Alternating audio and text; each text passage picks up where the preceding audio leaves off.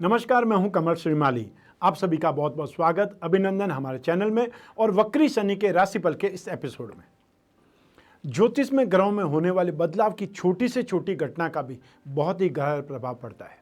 ग्रहों के प्रभाव को बारीकी से समझने के लिए उनकी हर पल की खबर होना बहुत ज़्यादा जरूरी होता है, या ये कहें कि अत्यंत आवश्यक होता है। ऐसे में किसी भी ग्रह का मार्गीय अवस्था से वक्री अवस्था में जाना या फिर वक्री से मार्गीय अवस्था में जाना बहुत ही प्रभावशाली समय होता है। इस समय के दौरान प्रकृति और मनुष्य दोनों पर ही इस महत्वपूर्ण घटना का प्रभाव किसी न किसी रूप में देखने को जरूरी मिलता है। कई बार यह प्रभाव व्यापक स्तर पर दिखाई देता है, तो कई बार सूक्ष्म रूप से, लेकिन ग्रह की स्थिति प्रभाव अवश्य ही डालने वाली होती है। ग्रहों की वक्री अवस्था को विपरीत या यूं कहें उल्टा चलने की स्थिति से जोड़ा जाता है। साधारण रूप से हम स्थिति को इस रूप से समझ सकते हैं कि जो हमारे ग्रह हैं वह अपनी गोचर भ्रमण करने की क्रिया में रहते हैं। ऐसे में कई बार गोचरस्थ होते हुए भी वह पृथ्वी से दूर हो जाते हैं, तो कई बार उनके काफी पास आ जाते हैं। ग्रह जब पास आने लगते हैं तो वह पृथ्वी की गति के अनुरूप न होने के कारण उल्टी दिशा की ओर चलते दिखाई देने का आभास देते हैं। यह नियम साइंस के समान ही है कि जिस प्रकार यदि एक तेज रफ्तार वाहन में बैठे हुए कोई और वाहन के पास में से निकलते हैं, तो ऐसा लगता है कि जिस वाहन को हमने छोड़ दिया है, जिस वाहन को हमने ओवरटेक किया है, वह उल्टी दिशा की ओर जा रहा है और हम बहुत तेज गति से आगे की ओर जा रहे हैं। लेकिन ऐसा होता नहीं है, क्योंकि वह धीमा वाहन भी उसी दिशा की ओर ही आ रहा होता है जिस दिशा में तेज वाहन चल रहा है। बस यही स्थिति कुछ ग्रहों की भी होती है। ग्रहों में केवल सूर्य और चंद्रमा को छोड़ करके बाकी सभी ग्रह वक्री होते हैं, और राहु और केतु तो ऑलरेडी हमेशा वक्री ही रहते हैं। तो 9 में से 4 ग्रह को छोड़ दीजिए, 5 ग्रह ही वक्री और मार्गी होते हैं।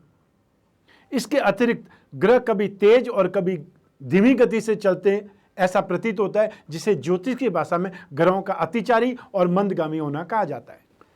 11 मई 2020 को शनि अपनी चाल बदलने वाले हैं। प्रत्येक राशि पर इसका कुछ न कुछ इंपैक्ट जरूर पड़ेगा, और यह वक्री शनि का राशिफल मैं आपको डिटेल में बता रहा हूं, और वक्री शनि की शांति के लिए भी विशेष उपाय बतला रहा हूं, जो कि इस एपिसोड के एंड में है। जो कुछ भी घटित होने वाला है वो आपको समय से पहले बतला रहा हूं। इसका अर्थ आपको नेगेटिव नहीं होना है, इसका अर्थ आपको सावधानी से लेना है कि आपको कोई बात समय से पहले पता चल चुकी है, तो आप सावधानी रख करके उस नुकसान को कम कर सकते हैं। आप अपना कॉन्फिडेंस बनाए रख सकते हैं, आप मेंटली प्रिपेयर हो सकते हैं, और आप इस नेगेटिव समय काल में भी पॉजिटिविटी ढूंढ सकते हैं। यह आपके ऊपर डिपेंड करता है। शनि 11 मई से 29 सितंबर तक मकर राशि में वक्री अवस्था में गोचर करेंगे। जिन लोगों की भी कुंडली में शनि अशुभ अवस्था में है, उन लोगों पर शनि का अशुभ प्रभाव ज्यादा पड़ने वाला है। वहीं जिन जातकों की कुंडली में शनि की स्थिति मजबूत है, उन्हें शनि लाभ देकर ही जाएंगे। तो चलिए अब देखते हैं कि वक्री होने की स्थिति में शनि महाराज के स्वभाव और व्यवहार में क्या बदलाव आने जा रहा है। समस्त ग्रहों में से शनि ही एकमात्र ऐसा ग्रह है जो वक्री होने की स्थिति में कुंडली धारक को कुछ न कुछ अशुभ फल या कुछ न कुछ तकलीफ, व्यवधान अवश्य प्रदान करते हैं। और फिर चाहे कोई भी कुंडली में उनका स्वभाव कितना ही शुभ फल देने वाला ही क्यों नहीं हो, किंतु वक्री होने की स्थिति में शनि के स्वभाव में एक नेगेटिविटी अवश्य आ जाती है, जो कुंडली धारक के लिए कुछ समस्याएं लेकर के या बहुत भारी विपत्ति तक लाने में सक्षम होती है। यदि शनि किसी कुंडली में सामान्य रूप से शुभ फलदायी है या शुभ फलदायी होकर के वक्री है, तो कुंडली धारक को, अर्थात जिसकी कुंडली है उस व्यक्ति को अपेक्षाकृत कम नुकसान पहुंचाएंगे, या ऐसी स्थिति में कुंडली में इनका स्वभाव मिश्रित फल देने वाला हो जाता है, जो कुंडली धारक को वो कभी लाभ तो कभी हानि दे सकता है। किंतु शनि यदि किसी कुंडली में सामान्य रूप से अशुभ फलदायी होकर के वक्री है, तो कुंडली धारक को अपेक्षाकृत ज्यादा नुकसान पहुंचा सकते हैं। शनि की 2 राशियां हैं, पहली कुंभ और दूसरी मकर। यह ग्रह तुला राशि में उच्च और मेष राशि में नीच का होता है। शनि जब वक्री होता है तो स्वाभाविक रूप से तुला राशि वालों के लिए सकारात्मक और मेष राशि वालों के लिए नकारात्मक असर देता है। लेकिन शनि जब अन्य राशियों में भ्रमण करता है तो उसका प्रभाव, उसका असर अलग अलग होता है। शनि मकर राशि में भ्रमण करते हुए अपनी मित्र राशियों पर नकारात्मक असर नहीं डालेगा या कम डालेगा।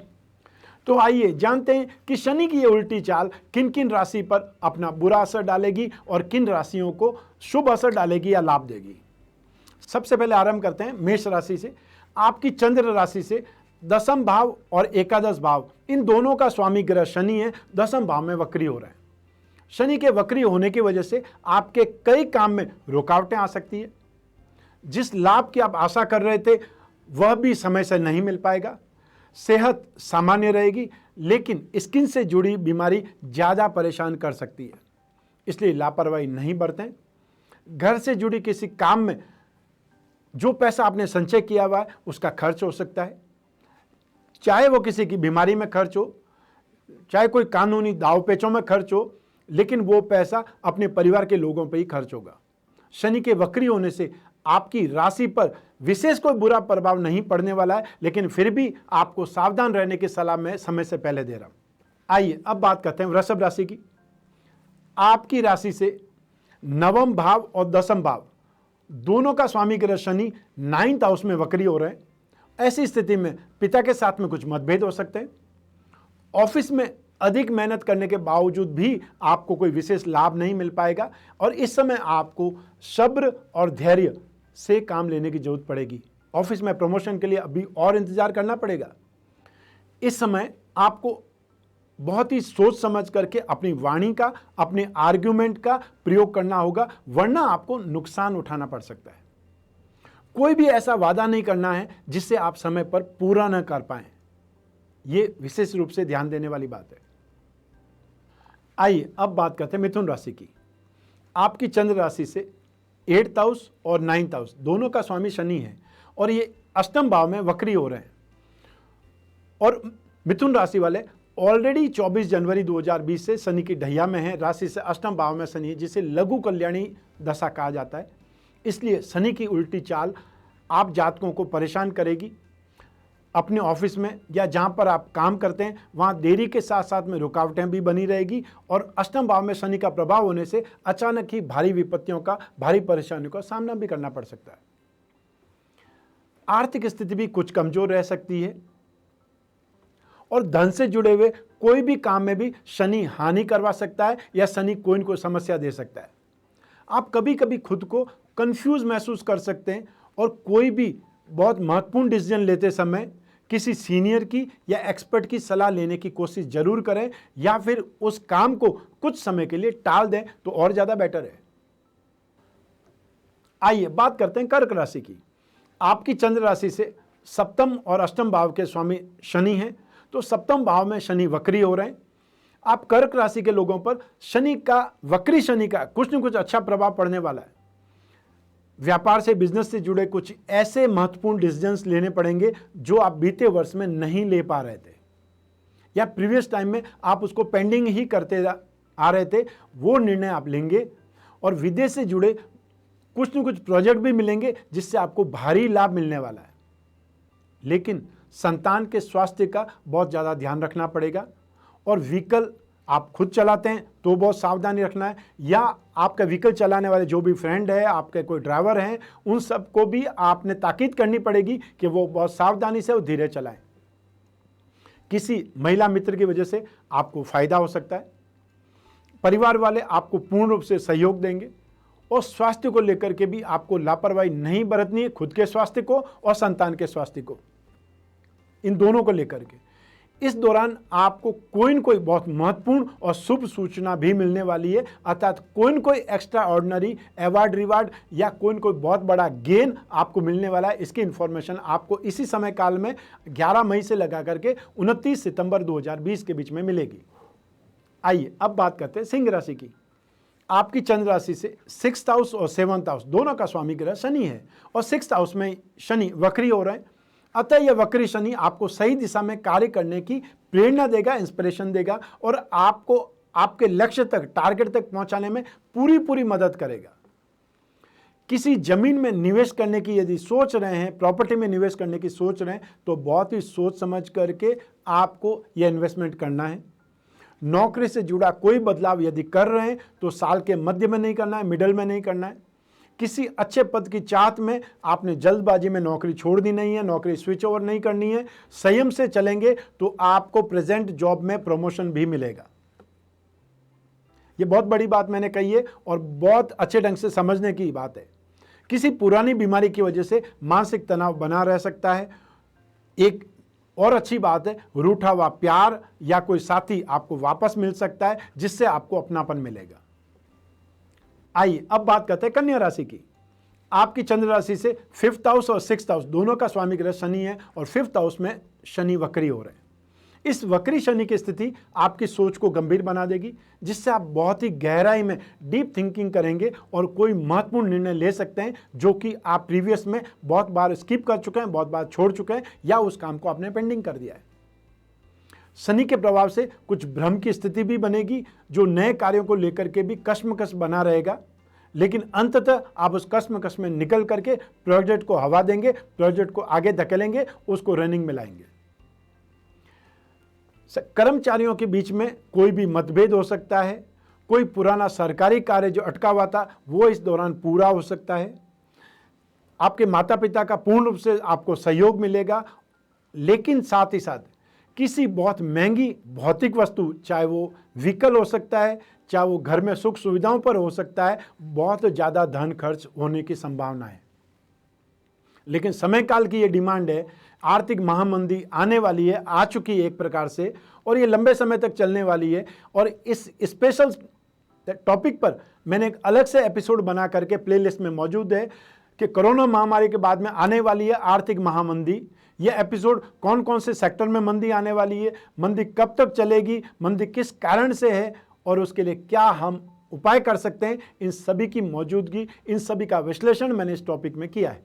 वो आप एपिसोड एक बार देख लेंगे तो आपको आइडिया लग जाएगा कि आप कौन से कार्य क्षेत्र में और उस कार्य क्षेत्र में मंदी आने वाली है या नहीं आने वाली है। इसलिए सोच विचार करके पैसा खर्च करें, जहां तक वो पैसा बचाने की कोशिश करें। आइए अब बात करते हैं तुला राशि की। आपकी चंद्र राशि से 4th हाउस और 5th हाउस दोनों का स्वामी ग्रह शनि है और वो 4th हाउस में वक्री हो रहे हैं। आप तुला राशि वालों को 24 जनवरी 2020 से पहले से ही शनि का ढैया लग चुका है। राशि से 4th शनि आपको चल रहा है, इसलिए वक्री शनि आपको खूब परेशान कर सकते हैं। व्यापार में नुकसान उठाना आपको पड़ सकता है। इस समय कहीं पर भी इन्वेस्टमेंट नहीं करना चाहिए। शनि के वक्री होने से अपनी माता से भी कोई न कोई बात पर मतभेद बना हो सकता है, मतभेद बना रहेगा। इस वजह से आपको मानसिक रूप से भी कष्टों का सामना करना पड़ सकता है, परेशानियां आ सकती है या आप अनसेटिस्फाइड रहेंगे और परिवारजनों से भी मन मुटाव हो सकता है।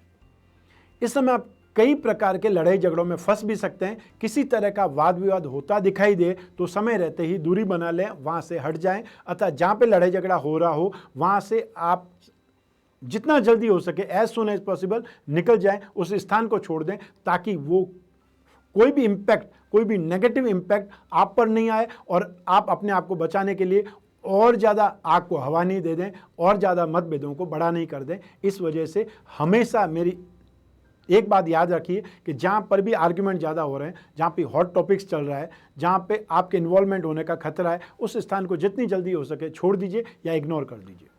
आइए बात करें वृश्चिक राशि की।